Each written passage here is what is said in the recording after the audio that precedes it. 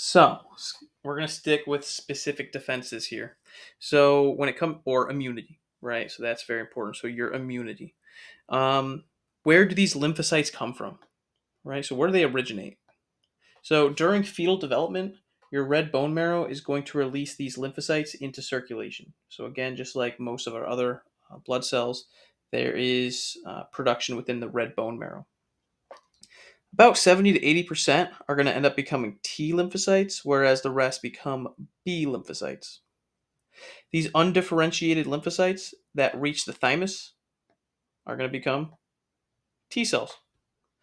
And then those that go to the bone marrow and they remain there and mature there are going to become B cells. So both B and T cells are going to reside, or in other words, hang out in the lymphatic organs, such as the lymph nodes. So, with that said, if we look at the next slide, it just shows a picture of exactly that.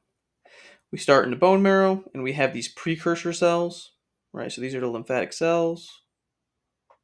And then these lymphocells are going to either move in the bloodstream to the thymus, where they mature and become T cells, or they remain in the bone marrow and mature and become B cells.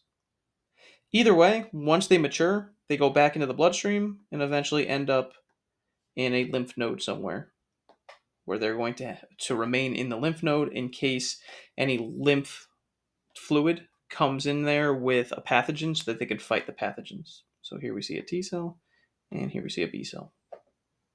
So if you have any questions on how these are formed, the B cells and T cells, please let me know.